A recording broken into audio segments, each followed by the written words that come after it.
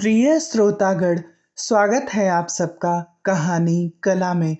आज के हमारे इस कहानी कार्यक्रम में हमारे सामने प्रस्तुत होगी मुंशी प्रेमचंद जी की एक बहुचर्चित सामाजिक कथा सदगति। तो आइए सदगति कथा का वाचन प्रारंभ किया जाए। लेकिन उससे पहले आप सबसे अनुरोध है, अगर आप हमारे चैनल पर नए हैं या अभी तक आपने चैनल को सब्सक्राइब नहीं किया है, तो इसी तरीके की हिंदी साहित्यकारों की कहानियाँ, शिक्षाप्रद कहानियाँ, प्रेरणादायक कहानियाँ, पंचतंत्र की कहानियाँ तथा विभिन्न प्रकार की कहानियाँ सुनने के लिए आप हमारे चैनल से जुड़िए, उसे सब्सक्राइब कीजिए।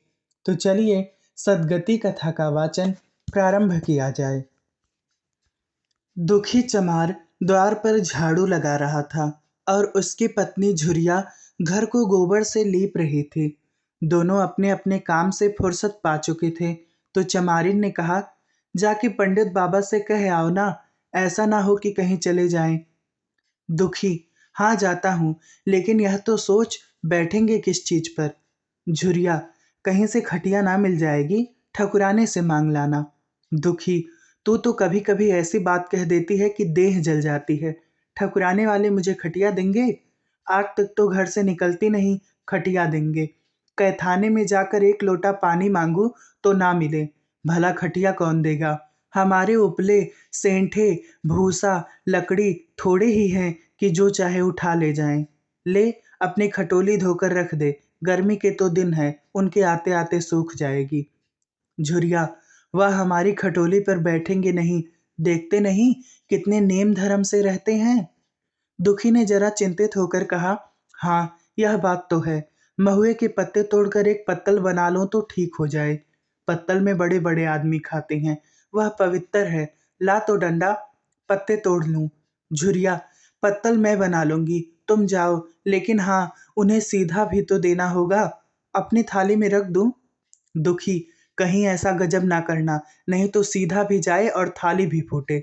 बाबा थाली उठाकर पटक देंगे, उनको बड़ी जल्दी विरोध चढ़ जाता है। क्रोध में पंडिताइन तक को छोड़ते नहीं। लड़के को ऐसा पीटा कि आज तक टूटा हाथ लिए फिरता है। पत्तल में सीधा भी देना तो उसे छूना मत। झूरी, गोड़ की लड़की को लेकर साहू की दुकान से सब चीजें ले आना, सीधा भरपूर हो, सेर भर आटा, आधा सेर चावल, पाव भर दाल, आधा पाव घी, नून, हल्दी और पत्तल में एक किनारे 4 आने पैसे रख देना। गौड़ की लड़की ना मिले तो भुर्जिन के हाथ पैर जोड़ कर ले जाना। तू कुछ मत छूना, नहीं तो गजब हो जाएगा। इन बातों की ताकीद करके दुखी ने लकड़ी उठाई और घास का एक बड़ा सा गट्ठा लेकर पंडित जी से अर्ज करने लगा। खाली हाथ बाबा जी की सेवा में कैसे जाता? नजराने के लिए उसके पास घास के सिवाय और क्या था? उसे खाली देखकर तो बाबा दूर से ही दुत्कारते। पंडित घासीराम ईश्वर के परम भक्त थे। नींद खुलते ही ईश्वर उपासना में लग जाते। मुंह हाथ धोते 8 बजते, तब असली पूजा शुरू होती, जिसका पहला भाग भंग की तैयारी थी। उसके बाद आधा घंटे तक चंदन रगड़ते, फिर आईने के सामने एक तिनके से माथे पर तिलक लगाते। चंदन की 2 रेखाओं के बीच में लाल रोरी की बिंदी होती थी। फिर छाती पर, बाहों पर चंदन की गोल गोल मुद्रिकाएं बनाते। फिर ठाकुर जी की मूर्ति निकालकर उसे नहलाते, चंदन लगाते, फूल चढ़ाते, आरती करते, घंटी बजाते। 10 बजते बजते वह पूजन से उठते और भंग छानकर बाहर आते। तब तक 2-4 जजमान द्वार पर आ जाते। ईसोपासन का तत्काल फल मिल जाता। वहीं उनकी खेती थी। आज वह पूजन गृह से निकले तो देखा दुखी चमार घास का एक गट्ठा लिए बैठा है। दुखी उन्हें देखते ही उठ खड़ा हुआ और उन्हें साष्टांग दंडवत करके हाथ बांधकर खड़ा हो गया। यह तेजस्वी मूर्ति देखकर उसका हृदय श्रद्धा से परिपूर्ण हो गया। कितनी दिव्य मूर्ति थी!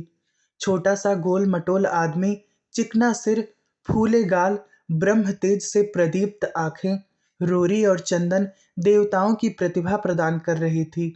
दुखी को देखकर श्रीमुख से बोले, आज कैसे चला रे दुखिया? दुखी ने सिर झुकाकर कहा, बिटिया की सगाई कर रहा हूं महाराज, कुछ शायद सगुन विचारना है। कब मर्जी होगी? घासी, आज मुझे छुट्टी नहीं। हाँ, सांझ तक आ जाऊंगा। दुखी, नहीं महाराज, जल्दी मर्जी हो जाए, सब सामान ठीक कर आया हूँ। यह घास कहाँ रख दूँ? घासी, इस गाय के सामने डाल दे और जरा झाड़ू लेकर द्वार तो साफ कर दे। यह बैठक भी कई दिन से लीपी नहीं गई, उसे भी गोबर से लीप दे। तब तक मैं भोजन कर लूं, फिर जरा आराम करके चलूंगा। हाँ, यह लकड़ी भी चीर देना। खलिहान में 4 घाची भूसा पड़ा है, उसे भी उठा लाना और भुसौले में रख देना। दुखी फौरन हुक्म की तामील करने लगा। द्वार पर झाड़ू लगाई, बैठक को गोबर से लीपा। तब 12 बज गए। पंडित जी भोजन करने चले गए। दुखी ने सुबह से कुछ नहीं खाया था। उसे भी जोर की भूख लगी, पर वहां खाने को क्या धरा था? घर यहाँ से मील भर था। वहां खाने चला जाए तो पंडित जी बिगड़ जाएं। बेचारे ने भूख दबाई और लकड़ी फाड़ने लगा। लकड़ी की मोटी सी गांठ थी, जिस पर पहले कितने ही भक्तों ने अपना जोर आजमा लिया था। वह उसी दमखम के साथ लोहे से लोहा लेने के लिए तैयार थी। दुखी घास छिलकर बाजार ले जाता था। लकड़ी चीरने का उसे अभ्यास न था। घास उसके खुरपे के सामने सिर झुका देती थी। यहाँ कस कस कर कुल्हाड़ी का भरपूर हाथ लगाता, पर उस गांठ पर निशान तक ना पड़ता था। कुल्हाड़ी उचट जाती। पसीने में तर था, हाँफता था, थक कर बैठ जाता था, फिर उठता था। हाथ उठाए ना उठते थे, पांव कांप रहे थे, कमर ना सीधी होती थी। आंखों तले अंधेरा हो रहा था, सिर में चक्कर आ रहे थे, तितलियां उड़ रही थी, फिर भी अपना काम किए जाता था। अगर एक चिलम तम्बाकू पीने को मिल जाती तो शायद कुछ ताकत आ जाती। उसने सोचा, यहाँ चीलम और तंबाकू कहाँ मिलेगी? ब्राह्मणों का पूरा है। ब्राह्मण लोग हम नीच जातों की तरह तंबाकू थोड़े ही पीते हैं।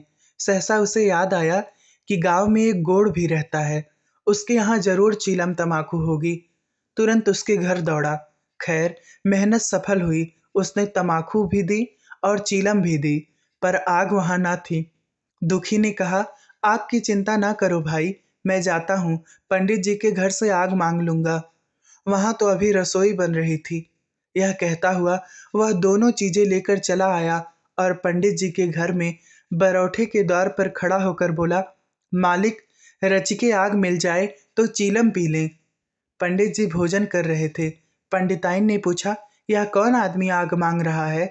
पंडित, अरे वही ससुरा, दुखिया चमार है। कहा है थोड़ी सी लकड़ी चीर दे, आग तो है, दे दो। पंडिताइन ने भवें चढ़ाकर कहा, तुम्हें तो जैसे पोथी पत्रों के फेर में धर्म करम किसी बात की सुध ही नहीं रही। चमार हो, धोबी हो, पासी हो, मुंह उठाए घर में चला आए। हिंदू का घर ना हुआ, कोई सराय हुई। कह दो दाढ़ी चार से चला जाए, नहीं तो इस लुआठे से मुंह झुलस दूंगी। आग मांगने चले हैं। पंडित जी ने उन्हें समझाकर कहा, भीतर आ गया तो क्या हुआ, तुम्हारी कोई चीज तो नहीं छोई। धरती पवित्र है, जरा सी आग दे क्यों नहीं देती? काम तो हमारा ही कर रहा है। कोई लोनिया यही लकड़ी फाड़ता तो कम से कम 4 आने लेता। पंडिताइन ने गरज कर कहा, वह घर में आया क्यों? पंडित ने हार कर कहा, ससुरे का अभाग था, और क्या? पंडिताइन, अच्छा, इस बखत तो आग दे देती हूँ, लेकिन फिर जो इस तरह घर में आएगा तो उसका मुंह ही जला दूंगी। दुखी के कानों में इन बातों की भनक पड़ रही थी। पछता रहा था, नाहक आया। सच तो कहती हैं, पंडित के घर में चमार कैसे चला जाए? बड़े पवित्र होते हैं यह लोग। तभी तो संसार पूजता है, तभी तो इतना मान है।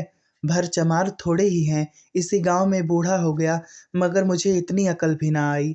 इसलिए जब पंडिताइन आग लेकर निकली तो वह मानो स्वर्ग का वरदान पा गया। दोनों हाथ जोड़कर जमीन पर माथा टेकता हुआ बोला, पंडाइन माता, मुझसे बड़ी भूल हुई कि घर में चला आया।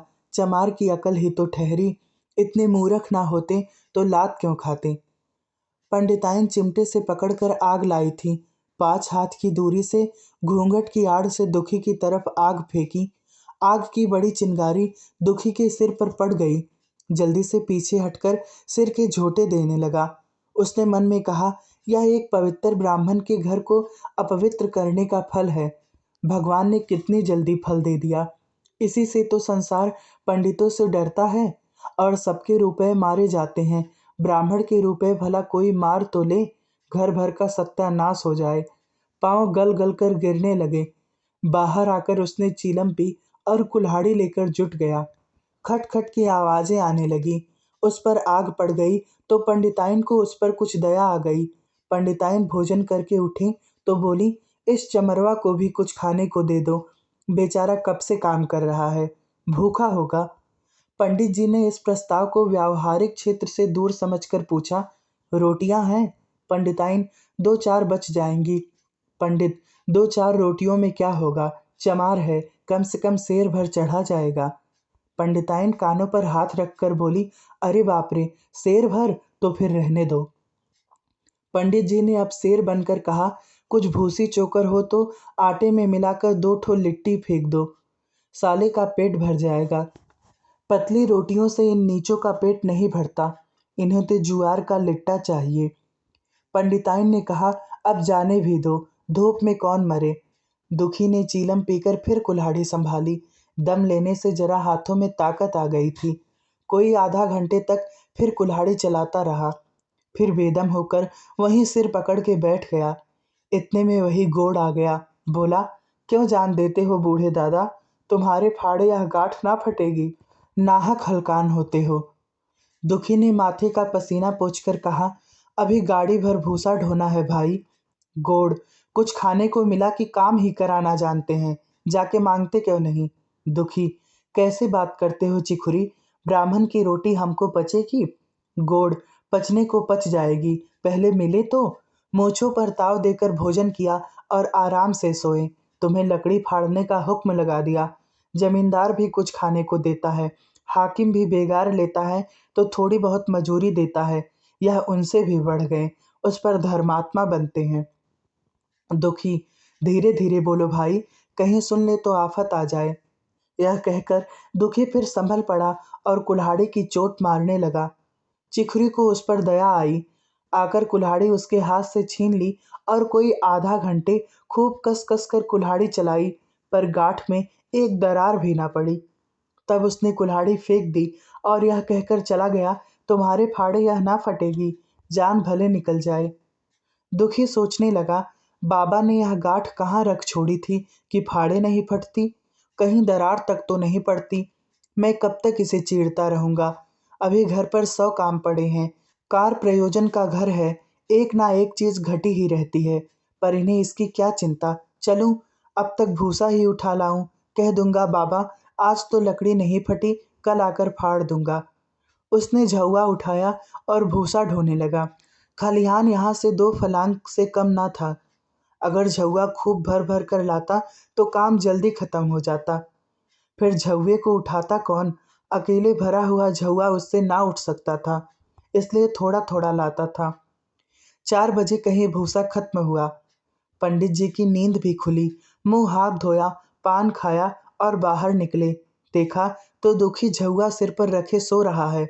जोर से बोले, अरे दुखिया, तू सो रहा है? लकड़ी तो अभी ज्यों की त्यों पड़ी हुई है, इतनी देर तू करता क्या रहा? मुट्ठी भर भूसा ढोने में सांझ करा दी, ऊपर से सो रहा। उठा ले कुल्हाड़ी और लकड़ी फाड़ डाल। तुझसे जरा से लकड़ी नहीं फटती, फिर शायद भी वैसे ही निकलेगी। मुझे दोष मत देना। इसी से कहा कि नीच के घर में खाने को हुआ और उसकी आंख बदली। दुखी ने फिर कुल्हाड़ी उठाई। जो बातें पहले से सोच रखी थी वह सब भूल गई। पेट पीठ में धंसा जाता था। आज सवेरे जलपान तक ना किया था। अवकाश ही ना मिला। उठना ही पहाड़ मालूम होता था। जी डूबा जाता था, पर दिल को समझा कर उठा। पंडित हैं, कहीं शायद ठीक ना विचारें तो फिर सत्यानाश ही हो जाए। जभी तो संसार में इतना मान है, साइत ही का तो सब खेल है, जिसे चाहे बिगाड़ दे। पंडित जी गाठ के पास आकर खड़े हो गए और बढ़ावा देने लगे। हाँ, मार कस के, और मार कस के, मार, अब जोर से मार, हाथ में तो जैसे दम ही नहीं है, लगा कस के। खड़ा सोचने क्या लगता है, हाँ, बस फटना ही चाहती है, दे उसी दरार में। दुखी अपने होश में ना था। न जाने कौन सी गुप्त शक्ति उसके हाथों को चला रही थी। वह थकान, भूख, कमजोरी सब मानो भाग गई। उसे अपने बाहुबल पर स्वयं आश्चर्य हो रहा था। एक एक चोट वज्र की तरह पड़ती थी। आधा घंटे तक वह इसी उन्माद की दशा में हाथ चलाता रहा, यहाँ तक कि लकड़ी बीच से फट गई और दुखी के हाथ से कुल्हाड़ी छूटकर गिर पड़ी। इसके साथ वह भी चक्कर खाकर गिर पड़ा। भूखा प्यासा थका हुआ शरीर जवाब दे गया। पंडित जी ने पुकारा, उठ के दो चार हाथ और लगा दे, पतली पतली चैलियां हो जाएं। दुखी ना उठा। पंडित जी ने अब उसे दिक करना उचित न समझा। भीतर जाकर बूटी छानी, शौच गए, स्नान किया और पंडिताई बाना पहनकर बाहर निकले। दुखी अभी तक वहीं पड़ा हुआ था। जोर से पुकारा, अरे क्या पड़े ही रहोगे दुखी, चलो तुम्हारे ही घर चल रहा हूँ। सब सामान ठीक ठाक है ना? दुखी फिर भी ना उठा। अब पंडित जी को कुछ शंका हुई। पास जाकर देखा तो दुखी अकड़ा पड़ा हुआ था।